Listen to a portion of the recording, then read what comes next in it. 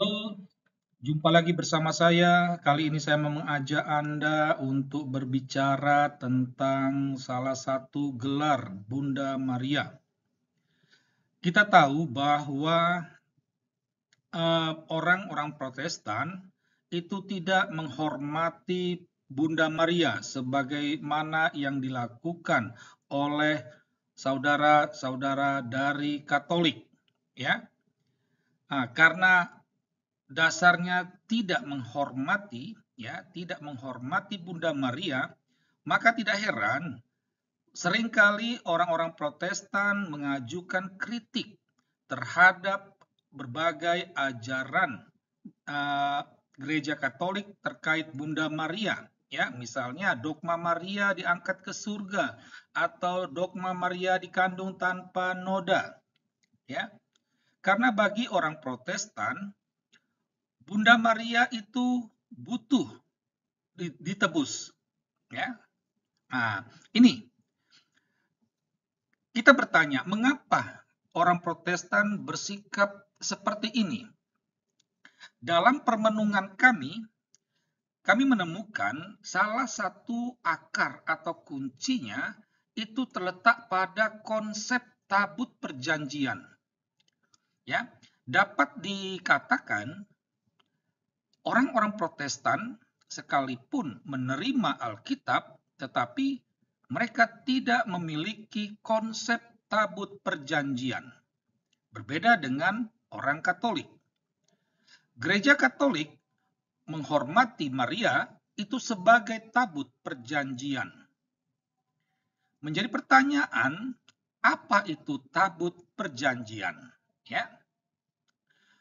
Untuk lebih mengenal tentang apa itu tabut perjanjian, adalah baik kalau kita membaca, ya, kitab Keluaran bab 25 ayat 10 sampai 16, ya.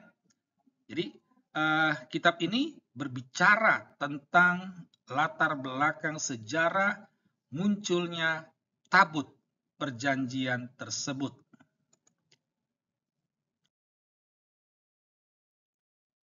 Nah, kalau kita membaca teks kitab Keluaran bab 25 ayat 10 sampai 16 tadi, kita akan menemukan apa itu tabut perjanjian.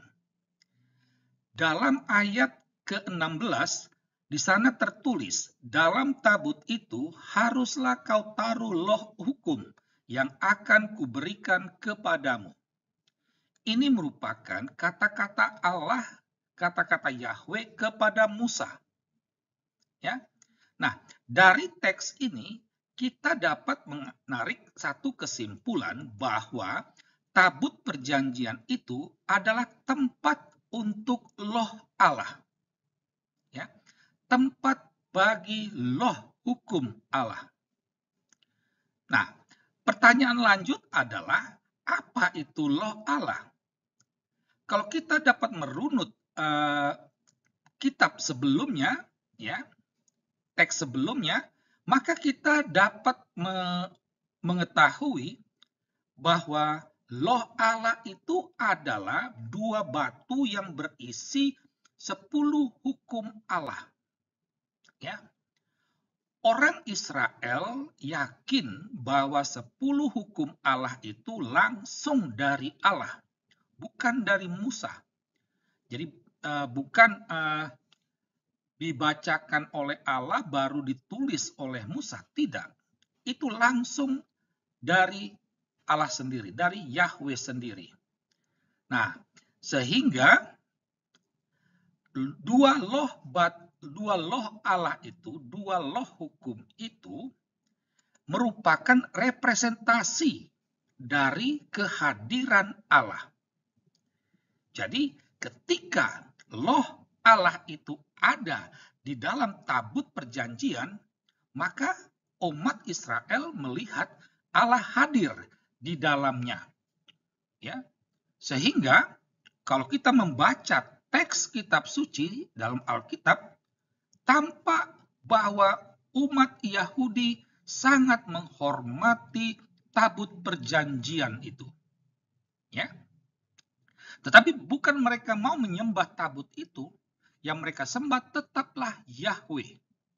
Tetapi Yahweh ada di dalam tabut itu. Itu ya. Jadi apa kaitannya dengan Maria? Kenapa Maria disebut tabut perjanjian?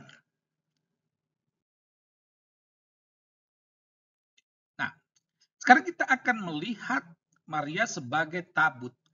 Jadi gereja Katolik melihat Maria itu sebagai tabut perjanjian karena di dalam rahimnya pernah hadir Yesus Kristus.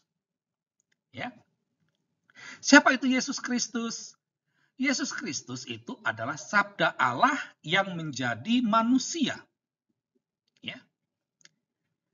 Jadi Allah hadir. Yesus menampilkan wajah Allah yang tak kelihatan. Itu. Jadi Allah hadir dalam kehidupan manusia sejak Yesus lahir. Ya.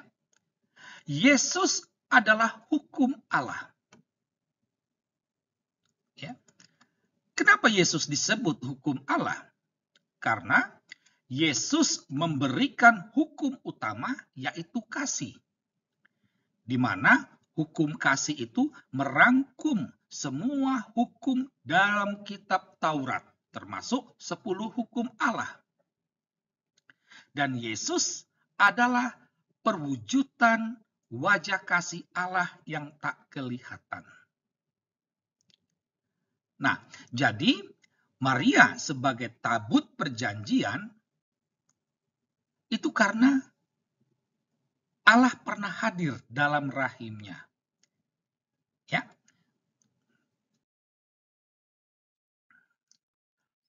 Nah, kita melihat Maria dia tidak hanya berhenti sebagai tabut perjanjian, tapi Maria dikenal juga sebagai tabut perjanjian baru. Tabut itu tanda kehadiran Allah di tengah umatnya. Ya, jadi sebagaimana orang Israel menghormati tabut perjanjian, demikian juga orang Katolik menghormati Bunda Maria sebagai tabut perjanjian. Namun, Maria merupakan tabut perjanjian baru. Tabut yang lama hanya Musa dan Harun yang bisa melihat kehadiran Allah. Umat Israel lainnya tidak. Ya, mereka hanya mendapatkan efeknya saja. Sedangkan tabut yang baru, siapa saja bisa melihat kehadiran Allah. Mereka bertemu, berbicara, bersentuhan dengan Yesus. Bahkan orang berdosa sekalipun. Ya, inilah kenapa Maria disebut tabut perjanjian baru. Nah, kaitan antara tabut dengan Allah itu sangatlah kuat, ya, sangatlah erat. Antara tabut dengan Loh Allah itu kaitannya itu sangat erat. Ya, tabut tidak bisa dipisahkan dari Loh Allah. Ya, jadi yang dihormati memang tabut karena ada Loh Allah di dalamnya. Demikian juga ya kaitan antara Bunda Maria dengan Yesus Kristus. Ya. Jadi orang Katolik menghormati Maria karena Yesus Kristus. Sama seperti orang Israel menghormati tabut perjanjian karena Loh Allah. Nah, eratnya kaitan antara Allah dengan tabutnya ini ya sangat menarik kalau kita merefleksikan Mazmur bab 132 ayat 8 ya. Bangunlah ya Tuhan dan pergilah ke tempat perhentianmu engkau serta tabut kekuatanmu. Ya. Frasa pergilah ke tempat perhentianmu, yang pergi itu kan Tuhan, ya.